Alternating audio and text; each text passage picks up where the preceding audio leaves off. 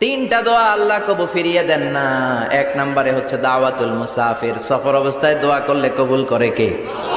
দুই নম্বরে দাওয়াতুল মাজলুম, অত্যাচারিত ব্যক্তির দোয়া কবুল করে কে? তিন নম্বরে দাওয়াতুল ওয়ালিদাইনি লিওয়ালাদিহি, মা বাবা যখন হাত তুলে ছেলে মেয়েদের জন্য আল্লাহর কাছে দোয়া করে, ওই দোয়াটাও কবুল করে কে? মাজারে মশারি দিবেন, লাল শালু দিবেন, আগরবাতি, মোমবাতি, কোনো মানত? মাজারে মানত করা যায় না। ইন্নী নাযারতু লিররহমানি সাওমা, মানত করতে হয় রহমানের নামে। মানত হবে একজনের নামে, চিল্লায় বলেন তিনি কে? এজন্য মাজারে কিছু দেয়া যাবে না। এই ভণ্ডামি গোটা বাংলাদেশ ব্যাপী, আমরা বলে যাচ্ছি যতটুকু শুধরানোর শুধরাবে। হেদায়েত দেওয়ার মালিক একজন, চিল্লায় বলেন তিনি কে? অনেক পীর আছে এরকম ভণ্ড পীর, সারা বছরে নাকি একবারও গোসল করে না, 365 দিনে ওর গোসলের রুটিন একদিন, আর ওই একদিনের গোসলের পানি মুরিদরা সব খাইয়া শেষ করে ফেলায়। নাউজুবিল্লাহ কইবেন না? নামাজ কালাম পড়ে না, ইবলিশ শয়তানের নানা, ধর্মের একখান খুঁটি ধইরা কয়দিন করবা হয়রানি। ভণ্ডামি ভণ্ডামি ভণ্ডামি, ছাইড়া দে ভণ্ডামি। দোদেল বান্দা কালমা চোর, না পায় শ্মশান না পায় ঘোর, দিন থাকিতে আয়রে পথে ছাইড়া দে ভণ্ডামি। ভণ্ডামি ভণ্ডামি ভণ্ডামি, ছাইড়া দে ভণ্ডামি। চিল্লায় বলেন ঠিক কিনা? এগুলোর সাথে আমাদের কোনো সম্পর্ক নাই। ইসলাম হচ্ছে সহজ। আদ-দীনু ইউসরুন লা উসরা ফি, আদ-দীনু ইউসর, দিন সহজ। এত জনের কাছে যাওয়া লাগবে না, আপনি ওই জেলায় যে ওই মাজারে মানত করা লাগবে না, আপনার সিলেটে যাওয়া লাগবে না, আপনার খানজানাইলের কাছে যাওয়া লাগবে না, আপনার কোথাও যাওয়া লাগবে না। আপনি বাড়ির পাশের মসজিদে পড়ে সেজদা দেন, মুহূর্তে দোয়া কবুল করে নিবে কে? রব্বুল আলামিন বলে, গোলাম আমারে ডাকস না কেন? তোর ডাকে সাড়া দেওয়ার জন্য আমি 24 আওয়ার্স রেডি। দুনিয়ার বুকে কোনো বিষয় নিয়ে যদি আমরা বারবার যাই, দুনিয়াতে লোকজন রেগে যায়, ঠিক কিনা? আমি ওনার কাছে গেলাম, ভাই আজকে একটা বিপদে পড়ছি, 500 টাকা দেন, দিয়ে দিল। এরপরের দিন আবার গেলাম, দিল। পরশু দিল, তরশু গেলে শেষা দিয়ে দিবে, একটা মাইট দিয়ে দিবে, ঠিক কিনা? কি পাইছো তুমি? প্রতিদিন 500 টাকা। বারবার কোন একটা ইস্যু নিয়ে কারো কাছে যাওয়া যায় না, এটা লজ্জার বিষয়, ঠিক কিনা? কিন্তু আল্লাহর বিষয়টা উল্টো। সুনানে তিরমিজির বর্ণনা, ইন্নাহু মান লাম ইয়াসআলিল্লাহ ইয়াগদাব আলাইহি, কোন বান্দা যদি কোনো বিষয় নিয়ে, কোনো ব্যাপার নিয়ে আল্লাহর কাছে বারবার না যায়, আল্লাহ তার উপর রেগে যায়। এজন্য আল্লাহর কাছে বারবার চাওয়ার দরকার আছে না নাই? আপনার মনের জ্বালা যন্ত্রণা পূরণ করে দিতে পারে কে? এটার নাম তাওহীদ। এক আল্লাহ কেন্দ্রিক হওয়া, আল্লাহ সেন্টার্ড। আমাদের সবকিছু হবে আল্লাহ কেন্দ্রিক। বিপদে আপদে যে কোনো পরিস্থিতিতে সবার আগে কার কাছে যাব? এটার নাম তাওহীদ। এটার নাম তাওহীদেরই মুর্শিদ আমার, মুহাম্মাদের নাম বলো, মুহাম্মাদের নাম। আল্লাহর নাম জপলে বুঝতে পারি, আল্লাহরই কালাম বলো, মুহাম্মাদের নাম। ওই নামেরই রশি ধরে যাই আল্লাহর পথে, ওই নামেরই ভেলায় চড়ে ভাসি নূরের স্রোতে, ওই নামের বাতি জেলে দেখি আরশের মোকাম বলো, মুহাম্মাদের নাম। সবাই পড়েন, তাওহীদেরই মুর্শিদ আমার, মুহাম্মাদের নাম বলো, মুহাম্মাদের নাম। আল্লাহর নাম জপলে বুঝতে পারি, আল্লাহরই কালাম বলো, মুহাম্মাদের নাম। চিল্লায় পড়েন আমিন। সব সময় বিপদে আপদে কার কাছে যাবেন? আপনার বিপদ দূর করতে পারে কে? আপনারে অসুস্থ থেকে সুস্থ বানায় দিতে পারে কে? মনের জ্বালা যন্ত্রণা মিটাতে পারে কে? আল্লাহ ছাড়া কেউ পারবে? কোন মুফাসসিরে কোরআন আপনারে বাঁচাতে পারবে?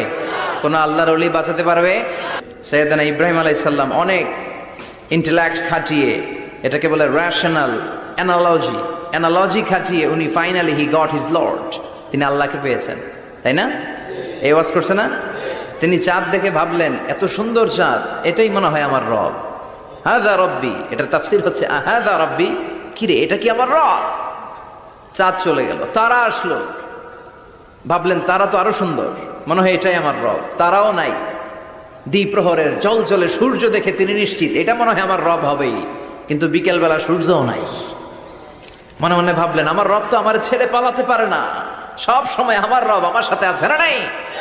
তখন তিনি বললেন, ওয়াজ্জাহাতু ওয়াজহিয়া লিল্লাযী ফাতারাস সামাওয়াতি ওয়াল আরদা হানিফান ওয়া মা আনা মিনাল মুশরিকিন। এমন দিকে আমি মুখ ফিরালাম, আমি চাঁদের দিকে মুখ ফিরাই না, আমি তারার দিকে মুখ ফিরাই না, আমি দ্বীপ প্রহরের জলজলে সূর্যের দিকেও মুখ ফিরাই না। আমি এমন রবের দিকে মুখ ফিরাই যিনি সব সময় থাকেন, সব কিছু দেখেন, তিনি সব করতে সক্ষম। চিল্লায় বলেন ঠিক কিনা? ওমা আনা মিনাল মুশরিকিন। তিনি অ্যানাউন্স করে দিলেন, আমি মুশরিক নই। We have to go back to you lord, we have to go back to our lord. আমাদেরকে আমাদের রবের কাছে ফিরে যেতে হবে। নাকি আজীবন থাকবেন? কথা বলেন। চলে যেতে হবে। কখন যে কে চলে যায় তার কোনো ঠিক নাই। হ্যাঁ, কেউ জানি না, কিন্তু এতটুকু জানি যে চলে যাব। গত কয়েকদিন আগে এদেশের আপকামিং একজন ইয়াং স্কলার হুট করে চলে গেলেন। নাম শুনছেন? কি নাম? হ্যাঁ, শাহাদাত ফয়সাল।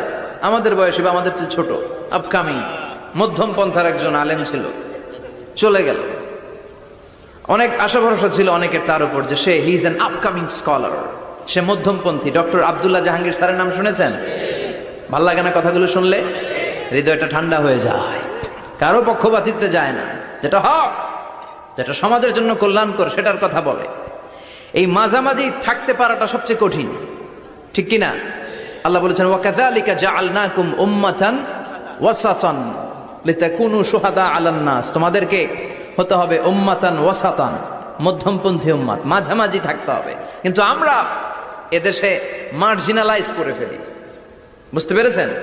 এক প্রান্তে চলে যাই। যারা চরমনায়ের মুরিদ অন্যদেরকে আর দেখা যাবে না, যারা সরসিনার মুরিদ এরাই সব, অন্যদিকে যাওয়া যাবে না। যারা জামাত ইসলাম অন্যদিকে আর যাওয়া যাবে না। যারা হেফাজতে ইসলাম অন্য কারোর মধ্যে আর হক নাই। যারা আহলে হাদিস এরা তো সব নিয়েই গেছে, সব হক সুন্নাহ এদের কাছে, কারো মুখের কোনো কথা এদের কাছে কোনো দাম নাই। আপনি যত হকের কথা বলেন এদের দলেই নাকি ঢুকতে হবে। তো আমার এই দেশে সুন্নি ভাইরা গালি দেয় আহলে হাদিস বলে, আবার আহলে হাদিসরা আমার গালি দেয় সুন্নি বলে। বুঝতে পেরেছেন? মাঝামাঝি থাকাটা এই বাংলাদেশে খুব কঠিন, কিন্তু আপনাকে মাঝামাঝি থাকতে হবে। আপনাকে ওয়াসাতিয়ার পদ্ধতিতে আসতে হবে, উম্মাতান ওয়াসাতা, মাঝামাঝি। মাঝামাঝি ডানেও না বায়েও না, সিরাতুল মুস্তাকিমে ডান বাম নাই, এটা সোজা। এই রাস্তা একবার যদি উঠে যান এই রাস্তা শেষ হয়ে যাবে জান্নাতুল ফেরদাউসের ভিতরে। চিল্লায় বলেন ঠিক কিনা? এই জন্য আমরা যেন মিডল পাথ ধরি, আমরা যেন কট্টর না হই, আমরা যেন মাঝামাঝি হই। আপনি তাবলিগ করতে পারেন, করেন, খুব ভালো। তাবলিগের ভাইদের একটা ভালো গুণ হচ্ছে নিজের খেয়ে নিজের পরে ইসলামের দাওয়াত দেয়, ঠিক কিনা? নিজের টাকা ভেঙে দাওয়াত দিচ্ছে, তো তাদের কারণে অনেকে কালিমা শিখছে, অনেকে নামাজ শিখছে, তাদেরও কন্ট্রিবিউশন আছে না নাই? তো যারা তাবলিগ করেন আপনি মনে করবেন না যে সব হক সব সত্য, শুধু আপনি হকের ডিলার এটা মনে করবেন না। সব সত্য হক এটা আপনার বাবার দাদার সম্পত্তি এটা মনে করবেন না। সব দলের মধ্যে হক থাকতে পারে, বরং সব দলের ভালো ভালো জিনিসগুলো নিয়ে নিজেকে সাজানো দরকার। কথা বলেন? জামাত ইসলামের মতো, হেফাজতে ইসলামের মতো আন্দোলনের স্পিরিট থাকতে হবে। চিল্লা এখন ঠিক কিনা? আমার সুন্নি ভাইদের মতো নবীর প্রেম অন্তরে থাকতে হবে। চিল্লা এখন ঠিক কিনা?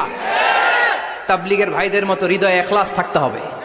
এই সবগুলোর সমন্বয় হচ্ছে ইসলাম, সবগুলোর সমন্বয় ইসলাম।